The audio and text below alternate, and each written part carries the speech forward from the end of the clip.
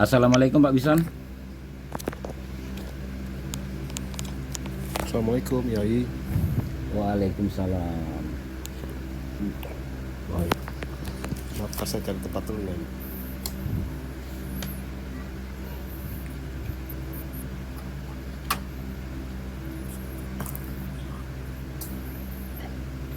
Ya. Mas Bison masih mau melanjutkan yang kemarin atau pertanyaan baru? Yang kemarin aja ya. Iya. Kemarin itu sudah dijelaskan oleh Yai Hasani ya, namun belum lengkap ya. Jadi saya menambahi biar beliau yang Arif nanti yang komplit referensinya atau hostnya nanti yang menjelaskan ya. Mungkin ya. Ya gimana? Pertanyaannya bisa diulang biar tahu semua. Oke, iya saya ulang dulu ya. Pertanyaan beliau adalah siapakah yang memulai azan ketika menguburkan jenazah? Ya. Siapakah? Jadi saya jawab yang itu dulu karena nanti beliau akan pertanyaannya melebar kemana-mana ya. Ya. Ya. Yang pertama kali melakukan azan di kuburan yaitu azan kepada jenazah menguburkan mayit Ali bin Al-Husain Al-Isabi ya. Ini berada di tahun 577 Hijriah. Adapun dalil-dalilnya dan lain-lainnya nanti biar diteruskan oleh Yai Hasani ataupun hostnya atau siapa saja yang kompeten untuk menjawabnya. Monggo. Maaf saya menambahkan soal menjawab soal tentang pertanyaan dari Bang Bison ya. Iya. Jangan panjang-panjang ya sebab ada yang lain ya. Monggo. Oh ya, ini pertanyaan dari Bang Bison, Bang Surya. Iya. Ya, tadi soal tentang pertanyaan bagaimana awalnya tentang azan kepada orang yang mati di kuburan. Itu ada dalam Syarafatul Mu'in, itu bisa dibuka ya. Dalam kitab Ianatul Thalibin jilid 1 tentang bab adzan. Itu landasannya adalah kias itu ya. Kias landasannya dalam Syarafatul Mu'in itu, dalam Syarafatul Mu'in yang oleh Abu Bakar As-Suto itu sendiri, bisa dicek kalau punya kitab Ianahnya itu Bang Bison. Iya, terima kasih. Kuburan. Terima kasih Ustadz Agus, terima kasih. Ya. Ada lagi yang ingin menambahkan? Mungkin kemarin Ustadz Ibnu terputus ya. Hasani. Monggo. Iya kemarin terputus itu. Ustadz Monggo Hasani. Yai Hasani. Ustadz Hasani. Assalamualaikum. Waalaikumsalam. Kayaknya sudah cukup kalau memang itu mau dijadikan sebuah pertanyaan dan nambah pengetahuan Ustaz. Pertama, kalau mengenai masalah perihal hukum adzan di kuburan itu jelas sudah khilafiyah, khilaf di antara para ulama dari mazhab Syafi'iyah. Ada yang berpendapat tidak perlu, ada yang mengatakan perlu ataupun sunnah. Itu Bang Ibnu Hasan itu larinya kias itu dalam Iana itu ada. Itu. Iya. Itu. Artinya kalau mengenai masalah azan di kuburan, ini dalilnya adalah dalil kias.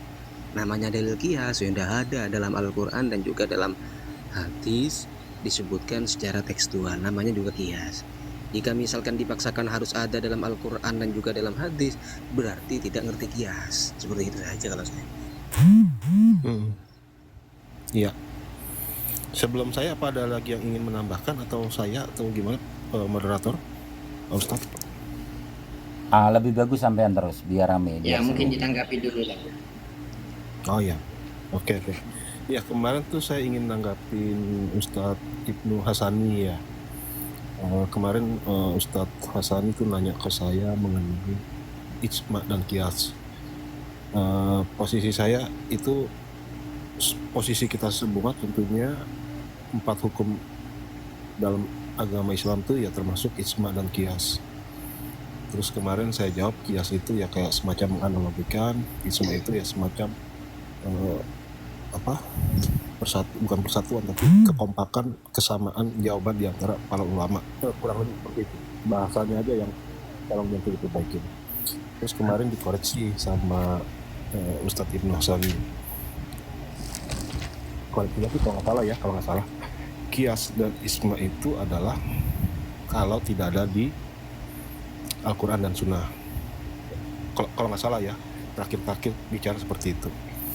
Dan saya setuju sekali bahwa jika tidak terdapat di Al-Quran dan di Sunnah atau ada di hadisnya itu, ya ada suatu persoalan yang baru. Saya garis bawahi ya, persoalan yang baru yang perlu dicarikan jalan keluarnya. Ya, ada kalanya ulama berkumpul, bersatu, berembuk, mencarikan kata mufakat, menghukumi sesuatu yang baru itu dengan hukum tertentu, gitu, mencarikan jalan keluarnya. Atau bisa juga tadi para ulama juga melakukan analogi, mengkiaskan, gitu. Kayak misalnya contoh kiasnya itu salah satu misalnya mengkiaskan hukum rokok dikiaskan dengan minuman keras misalnya, seperti itu. Jadi lebih ke arah hukum, menghukumi. Yang saya dapat sekarang ini ya, lebih ini hukumnya seperti ini, atau sesuatu yang memang belum ada, belum diterangkan, dicarikan jalan keluarnya dengan isma dan kias. Nah permasalahannya kemarin, terus terang kemarin Ustadz Surya ingin menarik ke arah umum, ke arah bid'ah. Nanti saya bilang kalau bid'ah itu ya umum, nanti kita juga akan larinya ke sana. Tapi saya ingin tarik lagi ke khusus, yaitu adalah suatu amaliyah mengenai azan pada saat memasukkan mayit ke liang kubur. Nah, kalau kita tarik lagi mengenai ijma dan kias, adalah sesuatu yang baru. Sementara memasukkan mayat ke dalam kubur itu bukan sesuatu yang baru. Itu pernah terjadi di zaman Nabi, gitu. Jadi tidak selayaknya kita menambah-nambahkan sesuatu ajaran Nabi dengan ajaran kita, dengan menganalogikan bahwa itu adalah kias, gitu. Dengan menganalogikan itu adalah kias. Nah, standing saya adalah seperti yang saya sampaikan kemarin, kita menarik pemahaman dan pemaham. Kemarin ceritakan ke waktu live itu saya sampaikan bahwa ada Ibnu Umar menegur salah satu orang yang pada saat bersin dia mengucapkan alhamdulillah dan juga mengucapkan sholawat.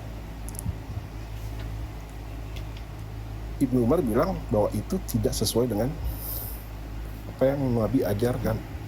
Nabi ajarkan itu adalah alhamdulillah atau alhamdulillah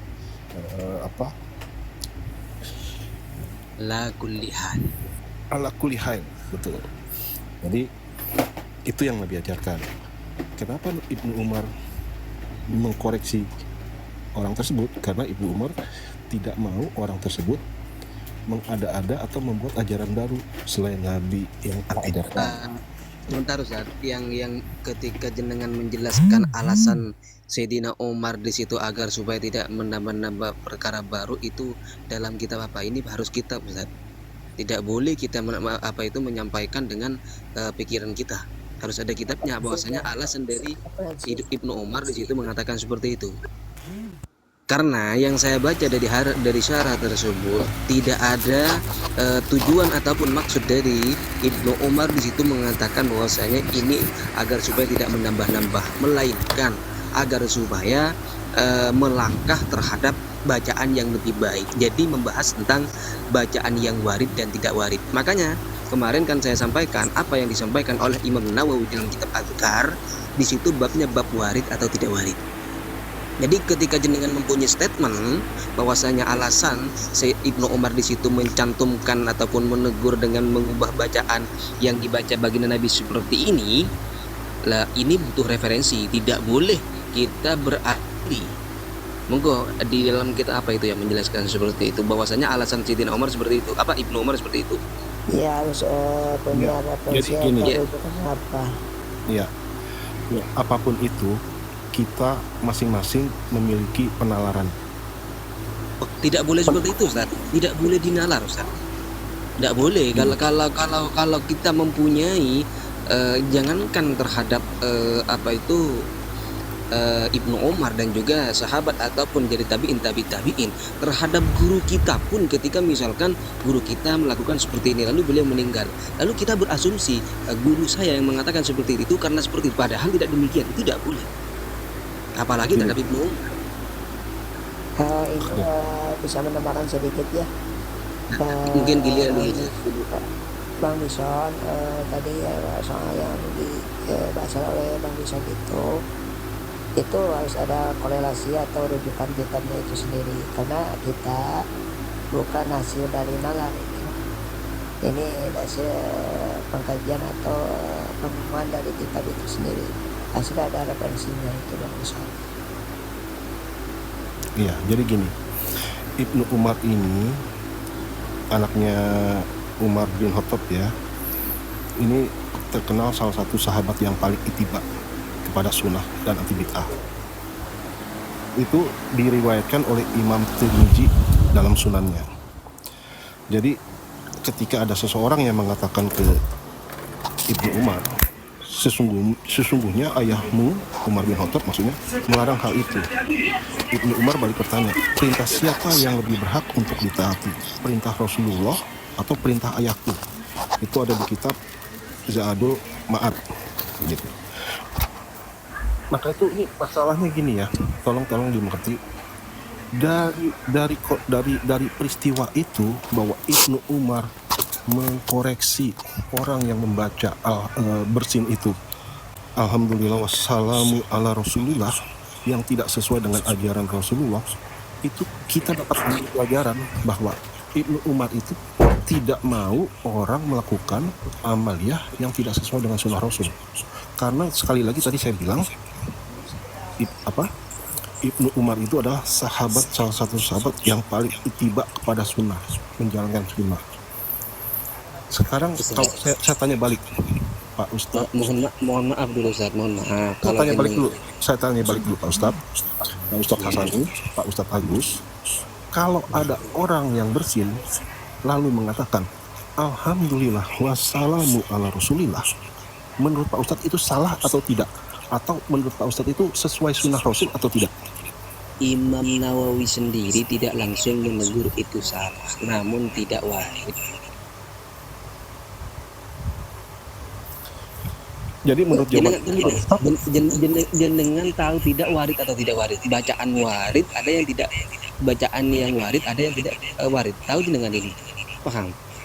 Silahkan dijelaskan saja Pak Ustaz. Oh, saya jelaskan dulu. Mungkin jenengan kesalahannya tidak paham warid dan warid atau tidak warid. Jadi seperti ini. Saya jelaskan dulu biar sampean itu paham. Kata warid atau tidak warid itu sebuah bacaan.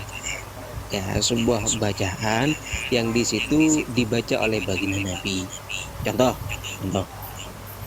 Di dalam sholat itu kita disunnahkan untuk membaca surat-surat pendek ataupun surat-surat apa yang ada dalam Al-Quran. Mutlak apa saja. Lah akan tetapi di dalam kitab-kitab di situ dijelaskan bahwasanya baginda Nabi ketika zuhur rakaat pertama membaca surat ini, ketika rakaat yang kedua membaca ini, ketika asar membaca ini dan membaca ini, ketika maghrib membaca surat ini dan surat ini. Lah ketika kita mengikuti bacaan sesuai yang dibaca oleh baginda Nabi sesuai dengan sholatnya, maka berarti kita membaca dengan bacaan yang lebih utama. Dikarenakan kenapa? Dikarenakan ini warid langsung dari baginda Nabi.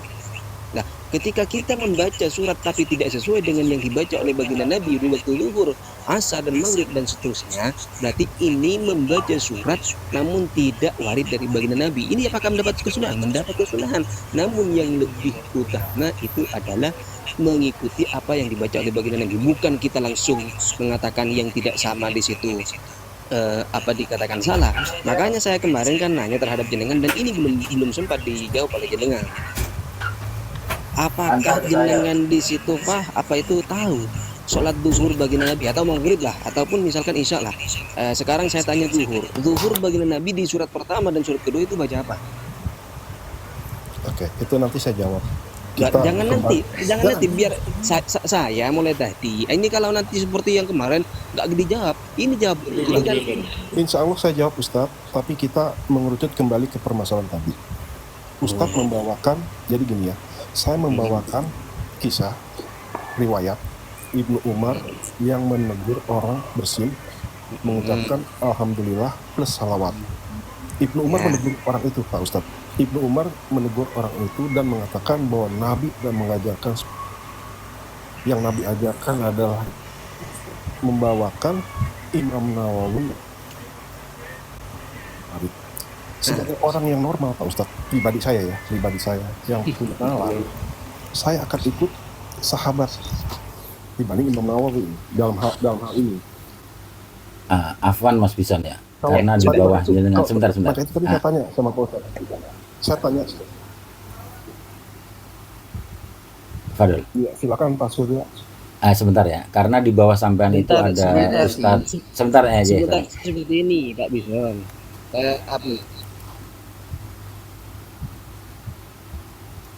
Gini. Nggak ada sinyal ya Surya. Iya. Di bawah sampean itu ada Ibnu Taimiyah ya. Kalau sampean sekiranya kesulitan, sampean boleh minta tolong ke beliau. Beliau ada di tengah-tengah itu, separuh ke sampean, separuh ke kita. Tapi beliau untuk membantu sampean itu sangat hebat sekali. Insya Allah kalau sampean kesulitan membantah Yai Ibnu Hasani, maka minta tolong kepada yang di bawah sampean itu. Jangan malu-malu karena ini sifatnya diskusi gitu ya. Yang kedua, apakah setiap kata-kata yang diucapkan Ibnu Umar itu lalu jatuh hukumnya haram gitu? Itu nanti diolah oleh sampean terus diketengahkan. Monggo Yai Hasani, tafadhol. Ya, jadi seperti ini Ustaz. Ini ketika jenengan memberikan sebuah narasi, itu kan Imam Nawawi, kita kan harus lebih mengikuti para sahabat. Dan di situ jelas sahabat mengatakan seperti ini. Perlu diketahui Ustaz, kalau jenengan belajar ilmu hadis, di situ ada istilah mustalah, ada ilmunya hadis. Al-Quran tidak boleh diartikan secara tekstual. Hadis juga tidak boleh diartikan secara tekstual. Ya. Terus di dalam hadis ada bahasa seperti ini Ustaz. La yaqbalullahu sholata haidin illa bithimari. Ini secara tekstualnya. La yaqbalu, Allah tidak akan menerima sholata haidin, terhadap sholatnya orang yang haid, illa bikhimarin, terkecuali dia memakai kerudung. Ini langsung disampaikan. Apakah kita mau mengambil hadis secara tekstual? Sesat kita. Jadi apa pengertian dari hadis yang tadi?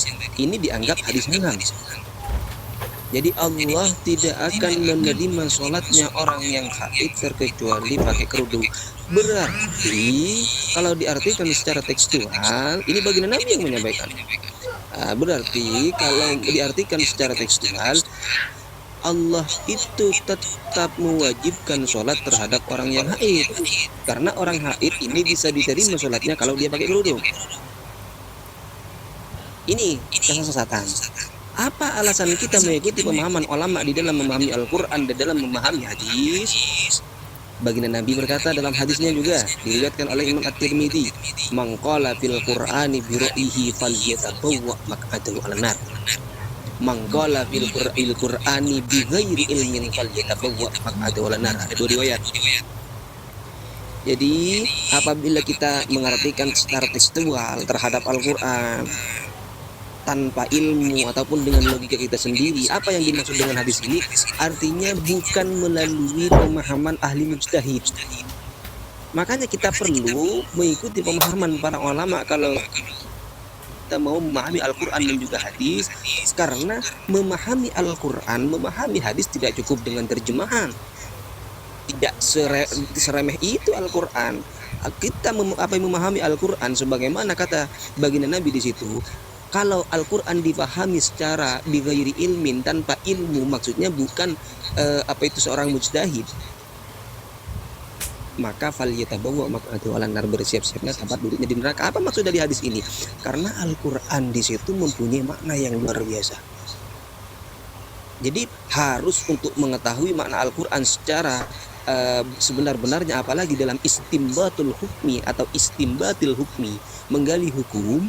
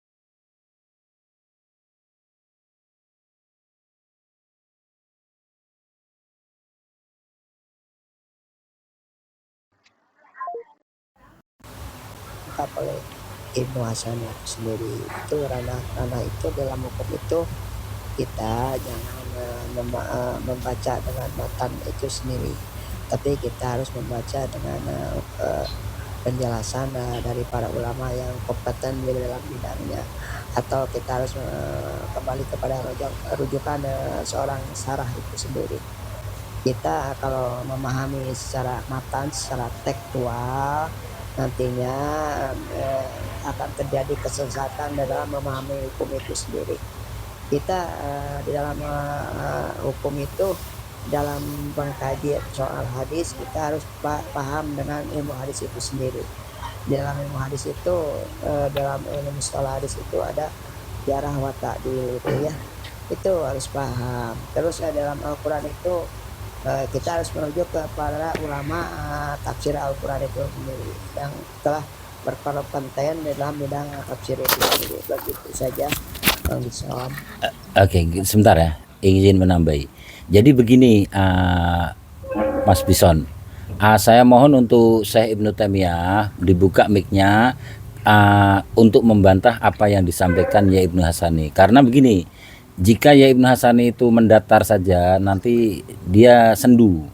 Maka sampean yang ada isinya, monggo dibantah saja apa yang dikatakan Ya Ibnu Hasani. Nggak apa-apa itu. Karena ini sifatnya diskusi. Jadi biar apa yang ada di benaknya ya Ibnu Hasani itu keluar semua. Monggo saya Ibnu Taimiyah biar ramai gitu. Sebentar dulu guys, sebentar ya. Iya, iya. Jadi seperti ini tadi kan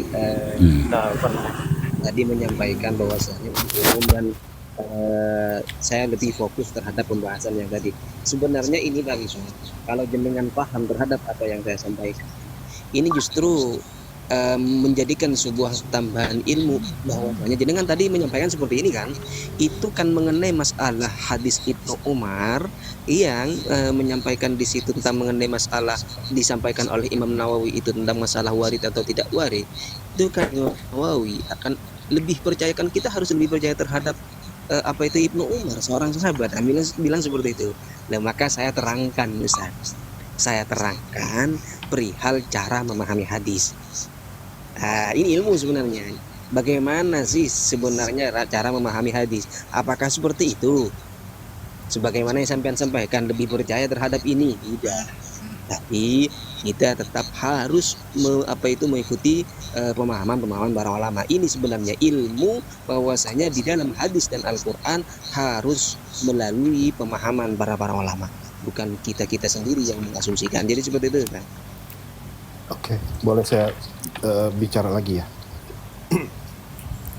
Jadi ini saya mau taktok aja. Di sini ada Ustadz Ibnu Hasani, ada Ustadz Rakyat Pribumi, ada Ustadz Andi Santri, ada Ustadz Samsurya.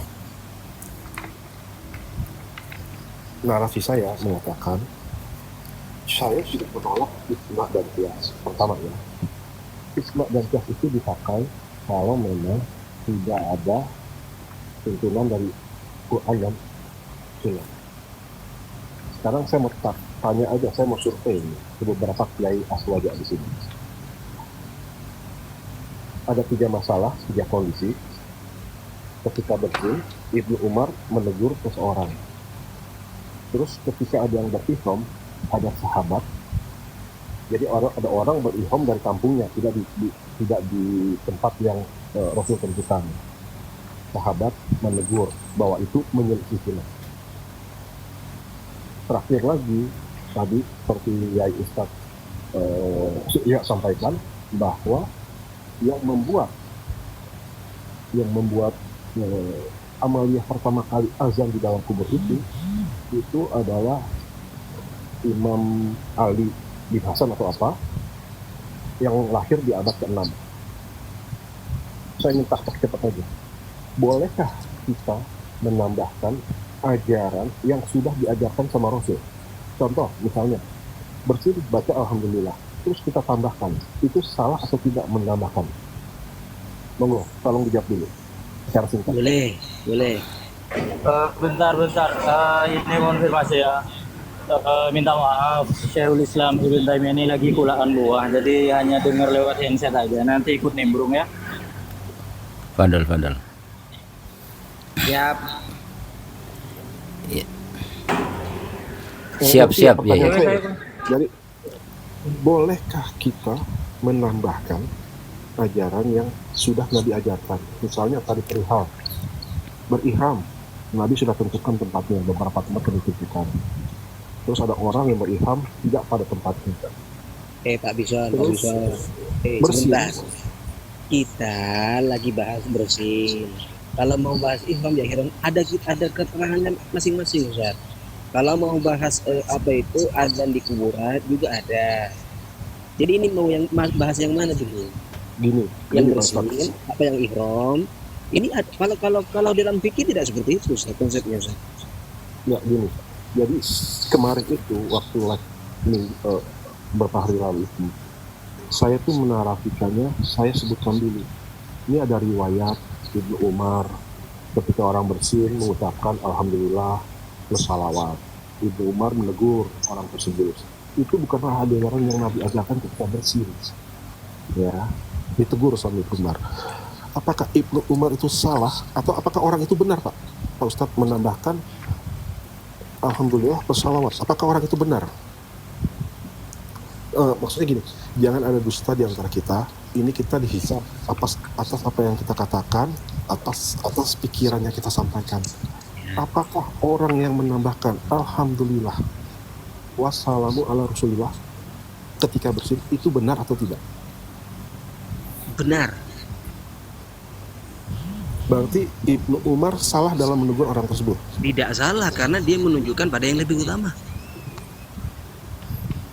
Kenapa? Tidak salah karena dia memberikan yang lebih utama. Oke. Benarnya siapa yang membenarkan? Ini pribadi Pak Ustadz yang membenarkan. Aduh, saya bukan jenengan Ustaz. Saya tidak berasumsi. Ini saya bacakan referensinya. Ya. Ittafaqu al-ulama'u ala mustahabbu lil 'abdi ay yaqula aqiba atasihi alhamdulillah. Walau qala alhamdulillahi rabbil alamin lakana ahsan. Walau qala alhamdulillahi ala kulli halin kana afdal. Jelas Ustaz. Ya, Atau saya silakan. belum diterima kan? Ya, Jadi di dalam penambahan tersebut bukan hanya alhamdulillahirabbil alamin, alhamdulillahi ala kulli hal. Bahkan Imam Nawawi di situ mengatakan tidak apa-apa mengatakan alhamdulillahirabbil alamin. Alhamdulillah ala rasulillah itu tidak apa-apa. Ini menjelaskan tentang mengenai masalah afdaliyah. Makanya sesuai dengan pertanyaan jenengan tadi, apakah Ibnu Umar di situ salah? Tidak salah karena dia memberikan pengetahuan tentang bacaan yang lebih utama. Terus kedua, Penjelasannya di kitab apa Ustaz Ibnu Hasani? Al-Adhkar, dalam kitab Al-Adhkar. Oh, Ya. Terus yang kedua, apakah orang yang membaca itu bersalah? Tidak bersalah. Jadi seperti ini, Ustaz. Seperti ini. Logikanya bukan sebagaimana yang tadi. Logikanya itu ada seseorang mengerjakan seperti ini. Lalu ditegur, oh jangan seperti ini, begini saja. Nah, ini mengerjakan terhadap yang lebih utama, bukan berarti yang mengerjakan pertama itu salah, tidak. Tapi lebih utama. Sampean tahu afdaliyah itu apa tahu? sekali lagi saya tanya, jangan ada bohong di antara kita. Tadi Nggak ada yang sampaikan, nanti saya akan cari ya. Terus terang saya nggak bisa ini.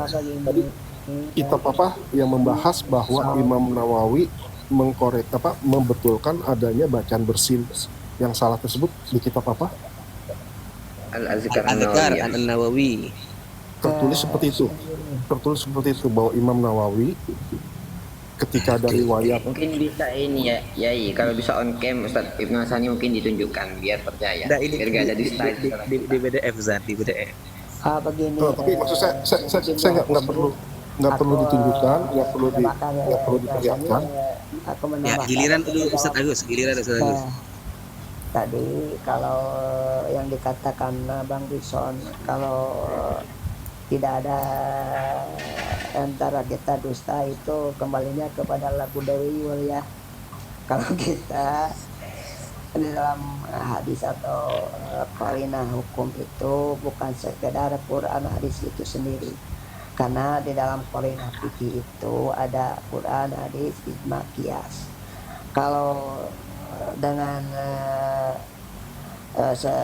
Quran atau hadis itu tidak semua di dalam Al-Quran atau hadis tentang hukum itu. Di dalam qarinah hukum fikih itu kita kalau tidak ada dalam Quran hadis dilarinya kepada ijma atau qiyas itu Bang Son itu. Karena kalau kita Tapi ini jadi konstruksi hukum, asas hukum itu kalau kita terus lari pada Quran hadis tapi kalau tidak ada penjelasan Quran hadis, bagaimana kita memahami konstruksi itu hukum di dalam ilmu fikih itu sendiri? Kita dilarikan kalau tidak ada di dalam Quran dan hadis, larinya kepada ijma dan qiyas. Tadi soal pertanyaan gini tentang lanjut. pertanyaan dari Bang Wison tentang Ibnu Umar tentang bacaan sesudah bersin itu ya, memang ada di dalam Al-Adhkar Nawawi.